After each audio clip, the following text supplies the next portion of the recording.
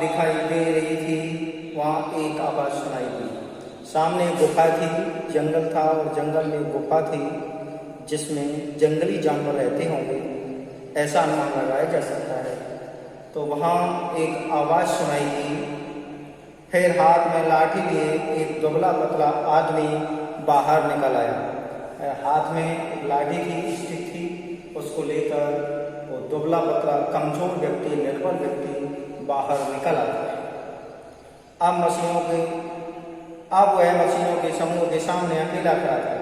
मशीनों का जो झुंड था, जो समूह था, जो काफिला था, उसके सामने वह अकेला खड़ा था। सब तरफ गहरी खामोशी छा गई। सभी मशीनों में जो उद्वेग था, जो हड़बड़ी थी, जो हलचल थी, वो हलचल समाप्त हो गई और सभी मशीनें खामोश हो गई, निरुत्तर हो गई। किसी तरह की कोई आवाज़ मशीनों की तरफ से नहीं आने जैसा प्रतीत होने लगा। फिर एक बड़ी मशीन गड़गड़ाती हुई, काफी तेज ध्वनि करती हुई आदमी की तरफ बढ़ी। आदमी की जो जहाँ आदमी खड़ा हुआ था उसकी तरफ आती है और आकर के पर उससे कुछ दूर ही रुक जाती है और उससे दूर ही खड़ी हो जाती है, रुक जाती है। हवा में उस आदमी की कड़कती हुई आवाज़ गूंजी। हवा में उस आदमी की दुबला पतला जरूर था, लेकिन उसकी आवाज़ बहुत बुलंद थी। वो बुलंद आवाज़ कड़कती हुई गूंजती है और इतनी तेज गूंजती है, और गूंजती हुई आवाज़ में वह कहता है, मैं भूखा हूँ, मेरे खाने का प्रबंध करो। मशीनों को आदेशित करता हुआ कहता है कि मैं भूखा हूँ और मेरे खाने का प्रबंध किया जाए, मेरे खाने की व्यवस्था की जाए।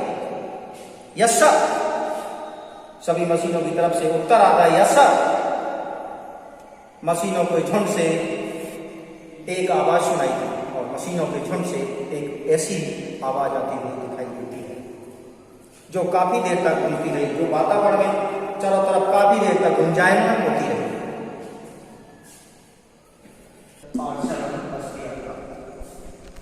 हम 5 मित्रों ने तय किया कि हम शाम 4 बजे की बस से चलें। हम 5 मित्र थे और 5 मित्रों ने इस बात पर संतुष्ट हुए, राजी हुए कि हम सभी को शाम की यात्रा 4 बजे की करनी है और बस द्वारा हमें यात्रा को पूरा करना है। पन्ना से इसी कंपनी की बस सतना के लिए घंटे भर बाद मिल जाती है। यानी पन्ना स्थान था, इसी कंपनी की बस, जिस कंपनी की पहले जाती थी उसी कंपनी की बस 1 घंटे बाद यानी 4 बजे की समथिंग मिलती थी, जो जबलपुर की ट्रेन मिलाती थी। जो जबलपुर की ट्रेन से हमें रास्ता करना होता है, रास्ता सफ़र करना होता है, तो इसीलिए उसे वो मिला देती थी। सुबह घर पहुंच जाएंगे। हम में से 2 को सुबह काम पर हाजिर होना था।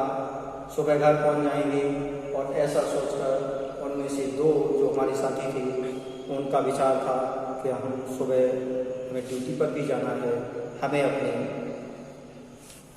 अपने काम पर भी हाजिर होना है, उपस्थित होना है। हाजिर नहीं, उपस्थित।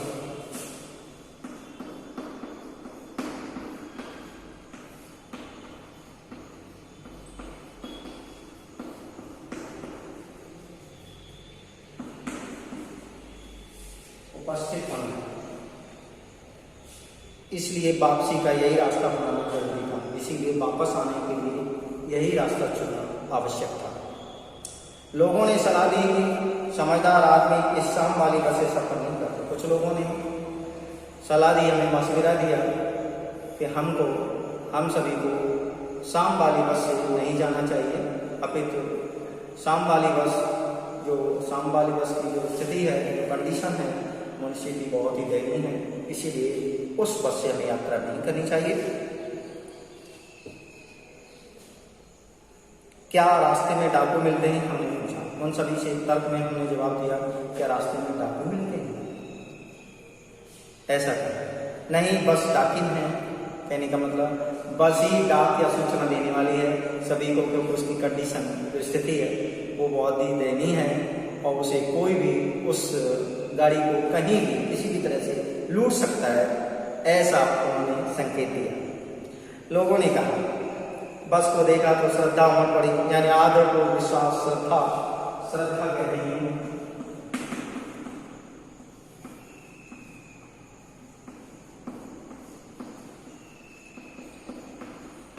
आदर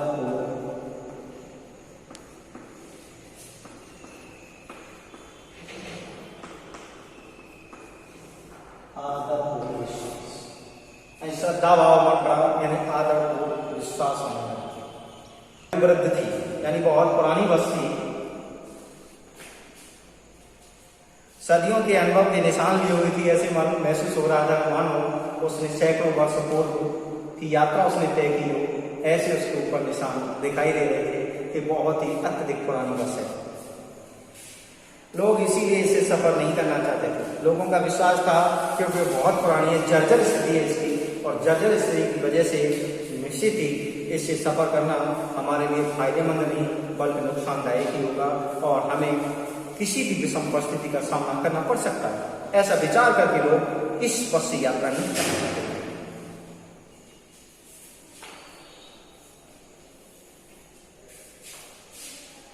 कि वृद्धावस्था में इसे कष्ट होगा, यानी बुढ़ापे की स्थिति में इसे शायद कष्ट हो, इस वजह से लोग इस बस से यात्रा नहीं करना चाहते थे। बस पूजा योग्य, ऐसा महसूस हो रहा था जब व्यक्ति वृद्ध हो जाता है, जब उसकी जर्जर हो जाती है तो निश्चित ही वो दया का पात्र बन जाता है, दया का पात्र हो जाता है और उसकी परवरिश करनी चाहिए। उसी तरह से ये बस इतनी पुरानी हो गई थी कि इसकी वास्तव में इसकी देखभाल करने के लिए उपयुक्त समय पर इसकी देखभाल की जाए और इसकी जर्जर स्थिति को सुधारा जाए, इसकी कंडीशन को सही किया जाए, ऐसा बस चाहती थी। उस पर सवार कैसे हुआ जा सकता है? उसकी वृद्धावस्था थी तो निश्चित ही सवार होने लायक वो नहीं थी, यात्रा करने या सफर करने की योग्य न थी, ऐसा लेखक का विचार था। बस कंपनी के हिस्सेदार भी उसी बस से जा रहे थे। बस कंपनी के हिस्सेदार थे, यानी बस कंपनी में उनका भी पैसा लगा हुआ था, हिस्सेदार थे, तो वो भी इसी बस से यात्रा कर रहे थे। हमने उनसे पूछा यह बस चलती भी है ना? हमने उनसे पूछा, लेकर कह रहा है, हमने उनसे पूछा क्या बस ये चलती भी है, गति भी करेगी, ये चलेगी भी? वे बोले चलती क्यों नहीं है जी? वे बोले चलती क्यों नहीं है जी? निश्चित ही चलती है, मैं विश्वास के साथ कह सकता हूँ कि चलती भी है।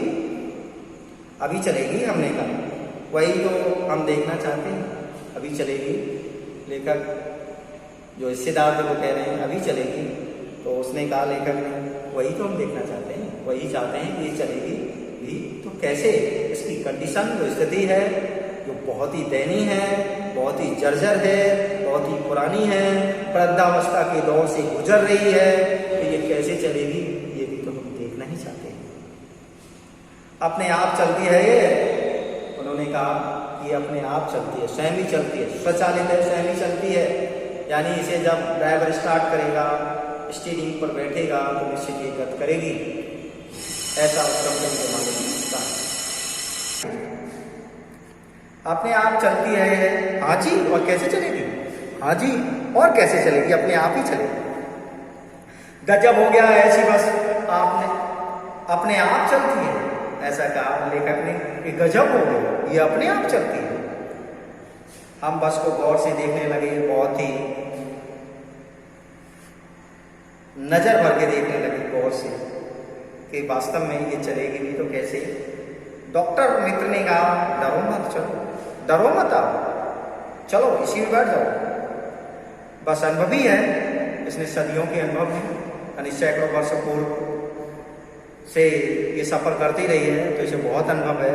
और अनुभवशाली जो व्यक्ति होता है उसे अपने जीवन में सारे कष्ट, सारे अनुभव होते हैं और हर कष्ट का मुकाबला करता है और उस कष्ट से वो पार निकल जाता है। नई नवेली बसों से ज्यादा विश्वसनीय है, यानी विश्वास करनी है, विश्वसनीय विश्वास करनी है।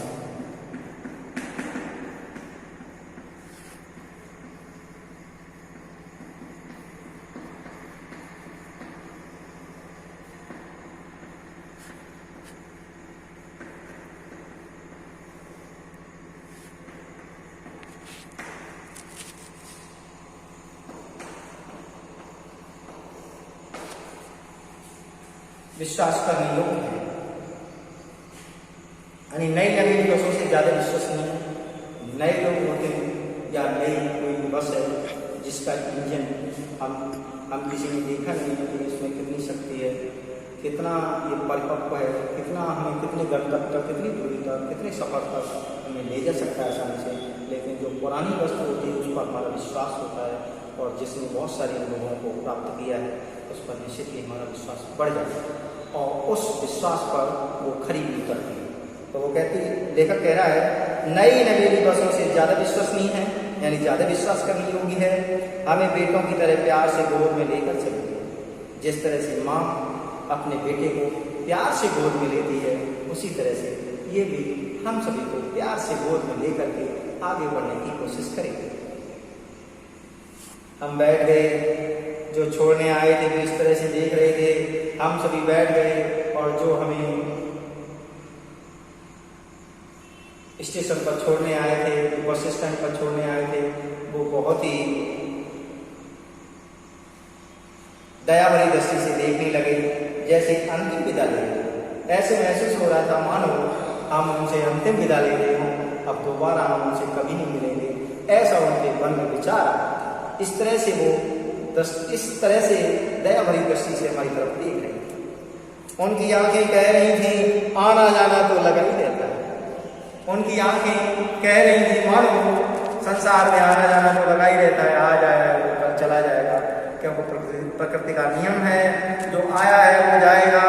राजा जो इस संसार में आया है निश्चित ही जाने वाला है, उसमें कोई अविश्वसनीय चीज नहीं, निश्चित ही विश्वास करने योग्य है। जो आया है इस संसार से निश्चित जाने वाला है। आया है सो जाएगा, राजा रघुपति। आदमी को कूच करने के लिए निमित्त चाहिए। आदमी को जाने के लिए कोई ना कोई एक रीजन होता है, कोई ना कोई एक कारण अवश्य होता है, जिससे आदमी कहता है इस कारण से इस संसार से विदा हो गए। इस कारण, अगर ये कारण नहीं होता तो ये संसार से विदा नहीं होते, या उनका अंत नहीं होता, या उनका प्रारंभ नहीं होता, ऐसा लोगों का विश्वास होता है। बल्कि ये कट सत्य है कि जो आया है निश्चित ही संसार से जाने भी वाला है। इंजन सचमुच स्टार्ट हो गया और इंजन निश्चित ही स्टार्ट हो गया। ऐसा महसूस हुआ कि इंजन चलेगा, ऐसा जैसे सारी बसी इंजन है, ऐसा महसूस हो रहा था। लेखक कह रहा है अपना व्यंग करते हुए, व्यंग कर रहा है और कह रहा है कि जैसे सारी बसी इंजन है, पूरी बसी इंजन के समतुल्य हो, ऐसा महसूस हो रहा था। जैसे इंजन स्टार्ट हुआ, बस का प्रत्येक हिस्सा कंपन करने लगा, प्रत्येक हिस्सा हिलने लगा। बस इंजन के भीतर बैठे थे, बस ही इंजन है या हम इंजन के भीतर बैठे हैं। लेखक कह रहा है कि बस इंजन है या हम ही इंजन के भीतर बैठे हुए हैं। इस तरह से पूरी बस कंपायमान कर रही थी। कांच बहुत कम बचे हुए थे, यानी जो शीशे थे वो बहुत कम ही बचे हुए थे, क्योंकि उसकी बहुत पुरानी कंडीशन थी। तो वृद्धावस्था की वजह से उसमें शीशे टूट चुके थे। खिड़कियों पर, बहुत सी खिड़कियों पर शीशे नहीं थे, और जिन पर भी थे उन पर भी टूटे और बचे कुचे शीशे पड़े हुए थे। उनमें से हमें बचना था, जो बचे थे उनसे हमें बचना था, यानी बचे हुए थे उनसे भी हमें बचना था। उनकी कंडीशन ऐसी थी, अगर हमने हाथ बढ़ा दिया या किसी तरह से अपना अंग प्रत्यंग उन पर रखने की कोशिश की तो निश्चित ही हमारे अंग या प्रत्यंग को चोट लग सकती है, ऐसा महसूस हो रहा है। हम फौरन खिड़की से दूर सरक गए, जहाँ खिड़की पर हम बैठे हुए थे उससे दूर हट गए, ताकि बस की कंडीशन ऐसी अगर चलेगी और चलने पर किसी तरह का धक्का मुक्की होने पर निश्चित ही वो शीशे टूटकर हमारे अंग प्रत्यंग को क्षति पहुंचा सकते हैं, चोट पहुंचा सकते हैं, घायल कर सकते हैं। इंजन चल रहा था, हमें लग रहा था हमारी सीट के नीचे इंजन। लेखक कह रहा है व्यंग करते हुए हमें ऐसा महसूस हो रहा था मानो हमारी सीट के नीचे ही इंजन रखा हुआ है, या फिर हम इंजन के अंदर बैठे हुए हैं। बस सच में चल पड़ी और हमें लगा कि गांधी जी का सहयोग सविनय अवज्ञा आंदोलनों के वक्त अवश्य जमा गई। बस सचमुच चल पड़ी। हमें लगा कि गांधी जी का असहयोग आंदोलन, जो गांधी जी ने असहयोग आंदोलन किया और सविनय अवज्ञा आंदोलन किया, उसके टाइम पर भी ये बस रही होगी, उसके टाइम पर भी ये बस जवान रही होगी, ऐसा हमने अनुभव किया। लेकर के उसे ट्रेनिंग मिल चुकी थी, यानी स्टार्ट हो गया, इंजन स्टार्ट हो गया और ड्राइवर बैठ करके आगे चलाने की कोशिश करने लगा, गियर डालने लगा, ऐसा महसूस। खिड़की से दूर सरक गए, यानी खिड़की से दूर हट चुके थे। खिड़कियों को उसमें लगे हुए जो कांच थे, जो शीशे थे, वो निश्चित ही टूटे हुए जर्जर अवस्था में थे। अगर उनके पास बैठने की हम कोशिश करते तो निश्चित ही हम घायल हो जाते। लेखक कह रहा है इंजन चल रहा था, हमें लग रहा था हमारी सीट के नीचे इंजन है। इंजन चल रहा था तो ऐसा महसूस हो रहा था तो मानो हमारी सीट के नीचे ही इंजन है। बस सचमुच चल पड़ी। हमें लगा कि गांधी जी का के वक्त अवश्य जवान रही होगी, उसे ट्रेनिंग मिल चुकी थी। हर हिस्सा दूसरे से असहयोग कर रहा था। जो गाड़ी का हर हिस्सा था, यानी सीट जहाँ पर स्थिर थी वो भी, आगे का कांच था वो भी, जो साइड वाली खिड़कियों के कांच थे वो भी, ऐसे महसूस हो रहा था बस चल रही थी और शीशे, सीट और खिड़कियाँ इस तरह से महसूस हो रहा था मानो उनसे अलग हो जाना चाहते हैं, उस बस से बिल्कुल अलग हो जाना चाहते हो, ऐसा लग रहा था। पूरी बात सविनय अवज्ञा आंदोलन के दौर से गुजर रही थी। ऐसा महसूस हो रहा था कि सभी विनम्रता से कह रही थी कि मेरे ऊपर अत्याचार मत करो, मुझे छोड़ दो, मेरे ऊपर दया करो और मेरी रिक्वेस्ट, मेरी विनती को स्वीकार करो। ऐसा महसूस हो रहा था। सीट का बॉडी से असहयोग चल रहा था। सीट का बॉडी जो थी, जिस बॉडी पर कसी हुई थी सीट, उस बॉडी से असहयोग हो रहा था। यानी उस बॉडी को सीट छोड़ जाना चाहती थी या बॉडी सीट को छोड़ जाना चाहती थी। कभी लगता सीट बॉडी को छोड़कर आगे निकल गई, कभी लगता कि सीट को छोड़कर बॉडी आगे भागी जा रही है। ऐसा महसूस हो रहा है। 8-10 मील चलने पर सारे भेदभाव हट गए। 8-10 मील जैसे ही आगे बढ़े वैसे सारे भेदभाव थे, जो हमारे आपस में दूरियां थी, उस बस के बारे में ज़्यादा जानकारी रखने की जो हमारी इच्छा थी, वो सारी इच्छा लगभग पूरी हो गई। यह समझ नहीं आता था कि सीट पर हम बैठे हैं या सीट हम पर बैठी है।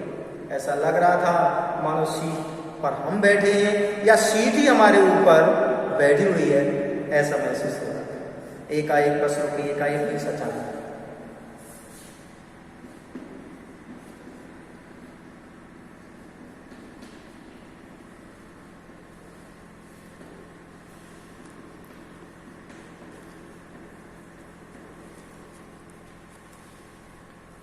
अचानक बस रुकी।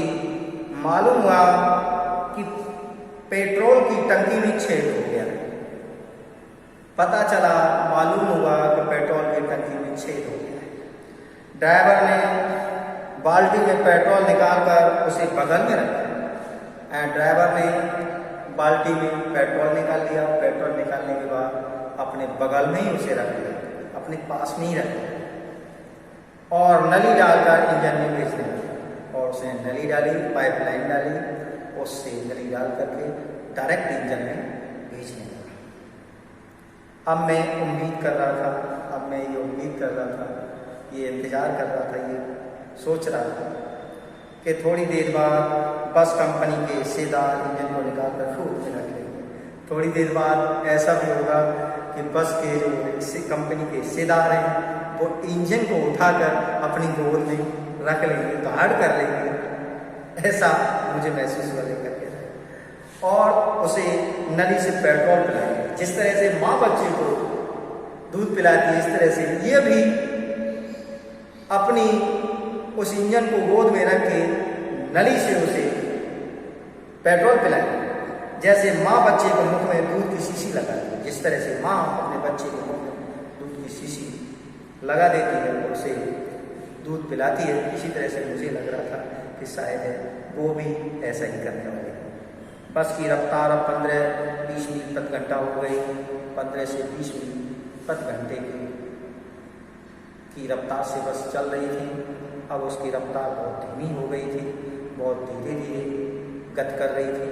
मुझे उसके किसी हिस्से पर भरोसा नहीं था। लेखक कह रहा है मुझे उसके किसी भी हिस्से पर भरोसा नहीं था, विश्वास नहीं था, भरोसा नहीं, विश्वास।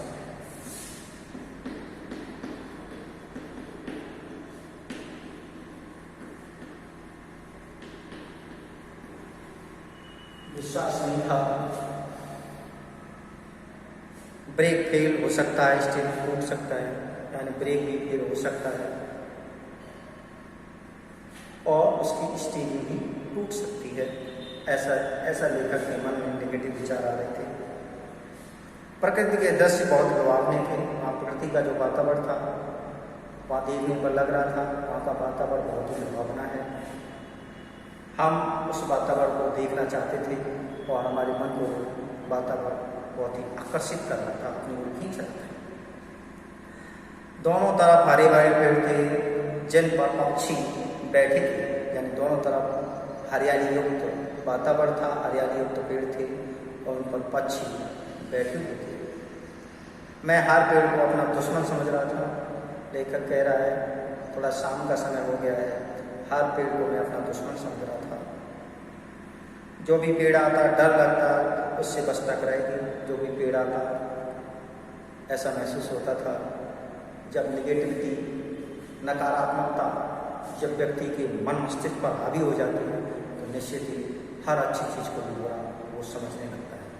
वही लेखक कह रहा है कि हमारे ऊपर नकारात्मकता हावी हो गई।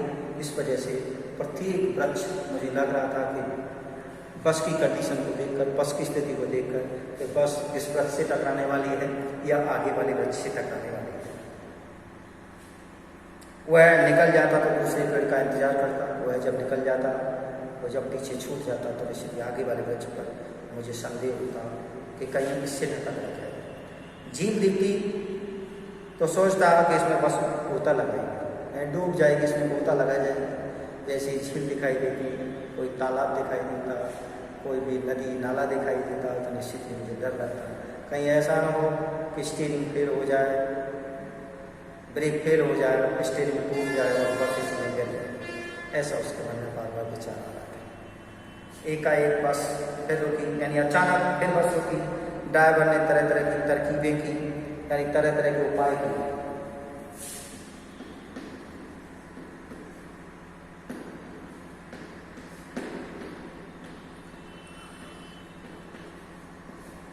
तरह तरह के उपाय किए, तरह तरह की कोशिशें की, लेकिन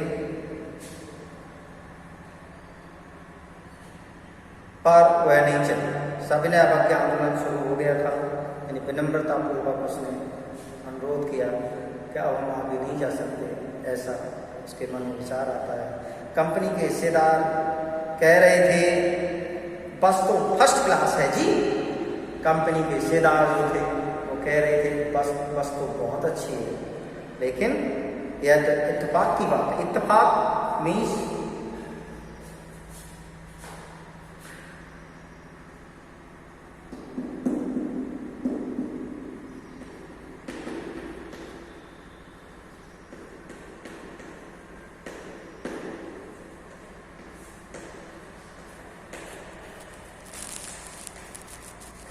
यानी संयोग की बात है। इत्तेफाक नहीं, संयोग की बात है। क्षीण चांदनी में वृक्षों की छाया के नीचे वह बस बड़ी दयनीय लगती थी। चांदनी थी वो भी बहुत मंद थी, क्षीण थी, उज्जवल चांदनी नहीं थी बल्कि हल्की चांदनी थी। तो हल्की चांदनी की वजह से वह बस बहुत दयनीय दिखाई दे रही थी। लगता है जैसे कोई वृद्धा थक कर बैठ गई, ऐसा महसूस हो रहा था मानो कोई वृद्धा स्त्री, बुजुर्ग महिला आकर के बैठ गई हो और कह रही हो कि मैं थक चुकी हूँ, अब मैं आगे गति नहीं कर सकती, अब मेरे पास इतनी सामर्थ्य नहीं है जो आगे का रास्ता किसी भी तरह से मैं तय कर सकती थी। हमें ग्लान हो रही थी, ग्लान मीन्स तो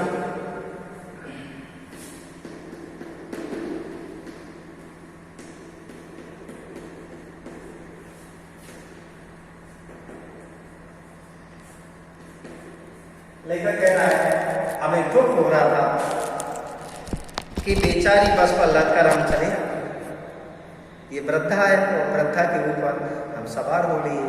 और वृद्धा अवस्था में अक्सर ये होता है कि लोगों का जो शरीर है वो काम नहीं करता।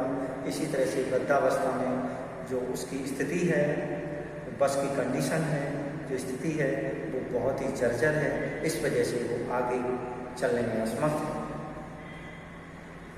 हमें ग्लान हो रही थी कि बेचारी को लगकर हम चले आए। अगर इसका प्राणांत हो गया, अगर इसका प्राणांत हो गया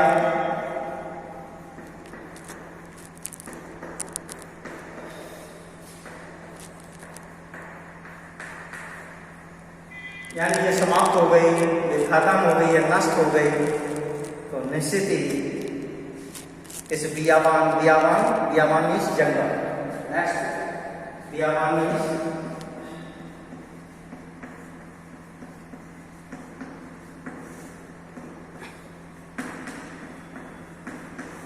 बियाबान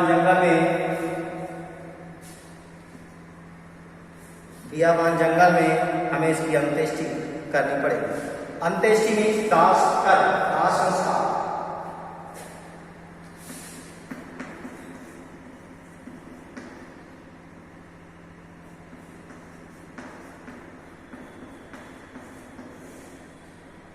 अंत्येष्टि करनी होगी।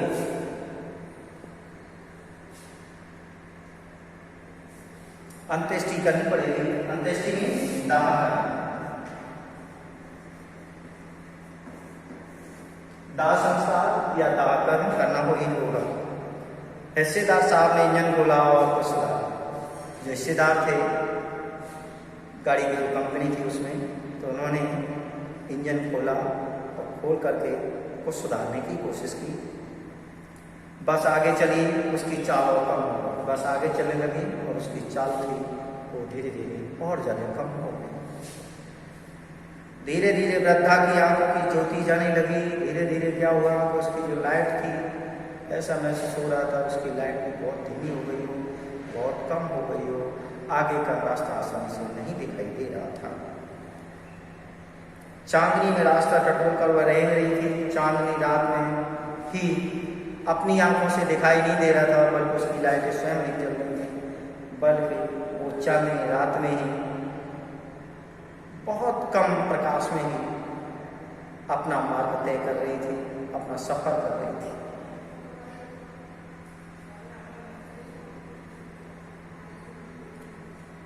आगे या पीछे से कोई गाड़ी आती दिखती तो वह एकदम किनारे खड़ी हो जाती। आगे पीछे से कोई भी गाड़ी आने की सूचना मिलती, आने को होती, वैसे ही वो एक साइड में खड़ी होकर के, किनारे पर खड़ी होकर के रुक जाती, रुक कर खड़ी हो जाती और कहती, लेखक कह रहा है उस व्यंग में, और वह कहती, बेटी निकल जाओ, बेटी तुम निकल जाओ, क्योंकि तुम जवान हो और मैं वृद्धा हूँ, मैं तुमसे आगे नहीं जा सकती, मैं तुम्हारी बराबरी नहीं कर सकती, क्योंकि आप में जो शक्ति है वो मेरे शरीर में वो शक्ति अब नहीं है। अपना तो वह उम्र, अपनी तो वह उम्र ही नहीं रही, यानी हम बहुत पुराने समय के हैं और वो बहुत नए समय की अत्याधुनिक है, तो निश्चित ही उससे साइड देते हुए उससे कहती कि आप निकल जाइए। एक पुलिया के ऊपर पहुंचे ही थे कि एक टायर फिस करके बैठ गया। Tyre फिसनीस puncture.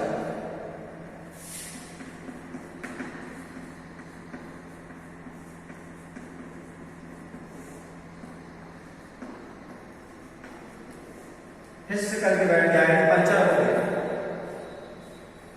वह बहुत जोर से हिलकर थम गई, बहुत जोर से हिली और रुक गई। थमना भी शुरू करना।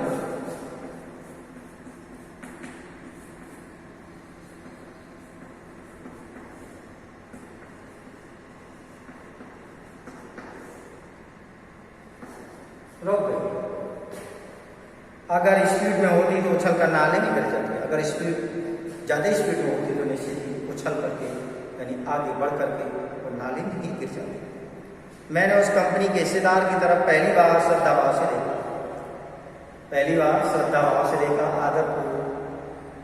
आदर भाव से देखा। श्रद्धा भाव यानी आदर भाव।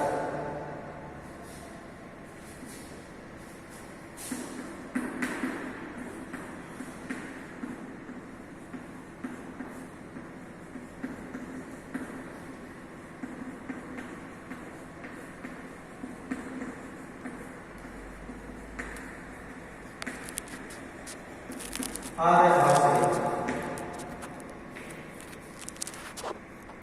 वह टायरों की हालत जानते हैं, फिर भी जान हथेली पर लेकर इस बस से सफर कर रहे हैं। वह टायरों की हालत जानते हैं, कंडीशन बहुत खराब है, उसकी जो रबड़ है वो बिल्कुल घिस चुकी है, और फिर भी उसी बस से वो यात्रा कर रहे हैं। इसीलिए लेकर के रहे हैं उनसे बहुत ही आदर भाव से देखा।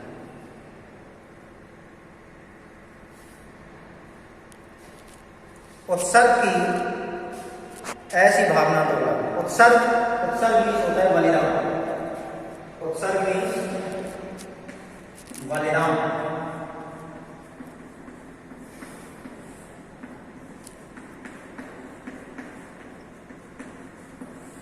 यानी बलिदान की यह भावना बहुत ही दुर्लभ है, यानी बहुत कठिनाई से मिलने वाली है। दुर्लभ, बहुत कठिनाई से। सोचा इस आदमी के साहस और बलिदान भावना का सही उपयोग नहीं हो रहा है। इस आदमी के साहस और बलिदान की भावना का सही उपयोग नहीं हो रहा है।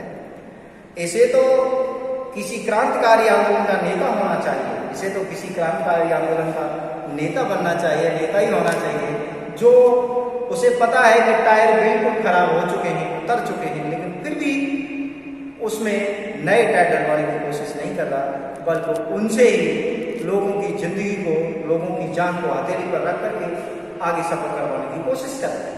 ऐसा उनके मन में विचार है। इसे तो किसी क्रांतिकारी आंदोलन का नेता होना चाहिए। अगर बस नाले में गिर पड़ती, हम सब मर जाते तो देवता बाएं पसारे उसका इंतजार करते। अगर बस नाले में गिर पड़ती और हम सभी मर जाते, देवता बाएं पसारे यानी बाहों को फैला करके वो इंतजार कर रहे थे कि आप सभी आइए, आप सभी का स्वागत है, क्योंकि आप असमय ही जानते हुए भी, समझते हुए भी उस बस से यात्रा कर रहे हैं, जिससे यात्रा करने में आपको निश्चित ही कष्ट होगा, निश्चित ही किसी भी गंभीर समस्या का सामना करना पड़ सकता है।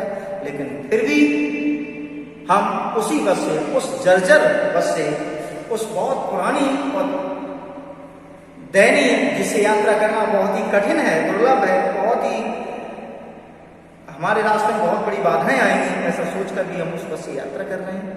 और ऐसा अगर होता तो बस नाले में गिर जाती तो देवता निश्चित ही कहते कि जानकर ही, समझकर ही, देखकर ही, सब कुछ सोच विचार कर भी आपने इस बस से यात्रा की, आप सभी आइए, तो असमय काल के गर्भ में आप सभी चले जाते, मर जाते। देवता बड़े प्रसार उसका इंतजार करते, कहते वह महान आदमी आ रहा है जिसने एक टायर के लिए प्राण दिया।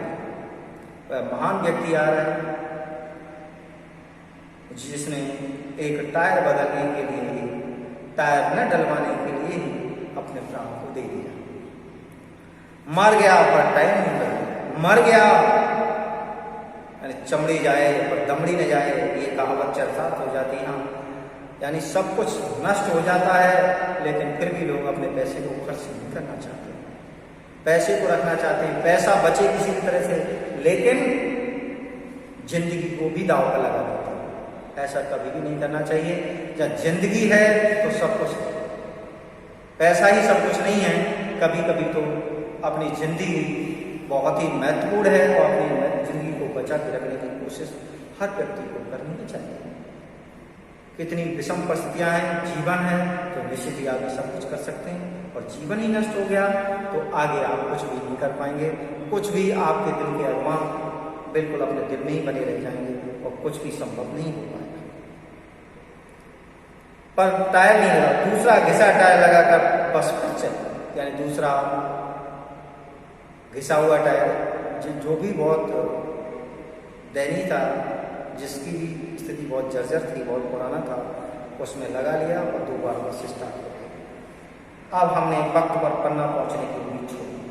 राइटर कह रहा है अब हमने वक्त पर, टाइम पर, समय पर, वक्त पर,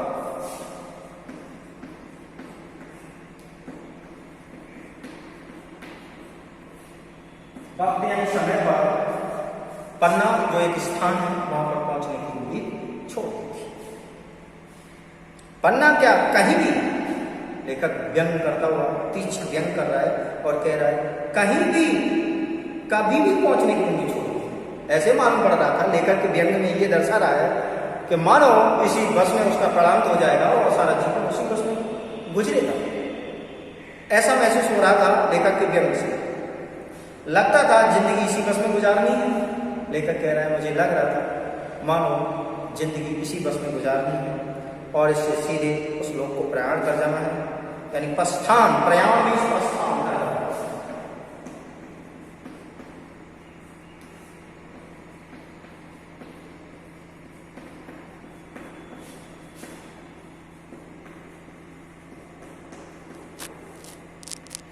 यहाँ पर जाना है, बस काम कर रहा है।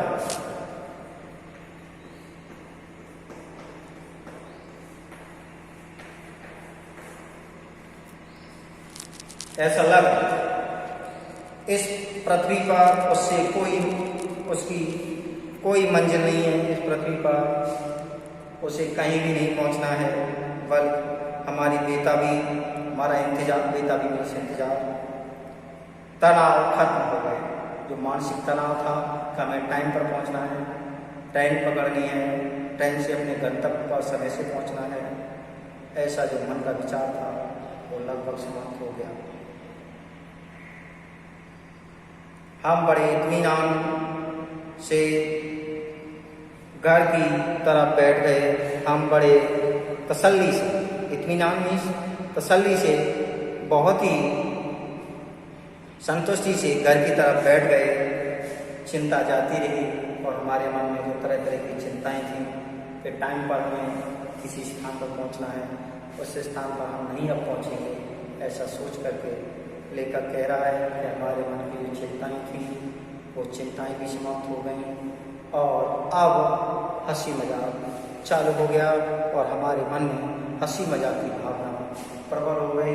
एक दूसरे से हंसी मजाक करने लगे।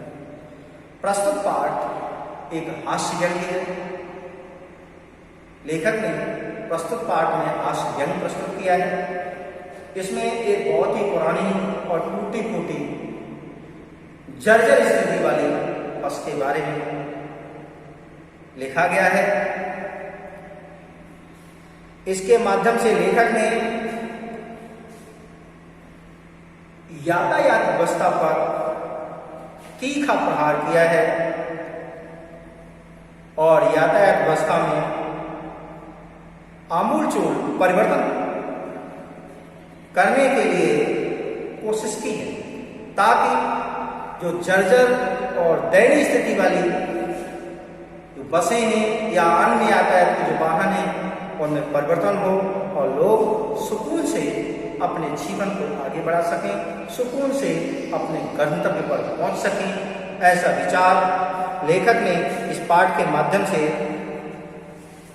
वर्णित किया है। इस पाठ के लेखक हरशंकर परसारी जी हैं। थैंक्स।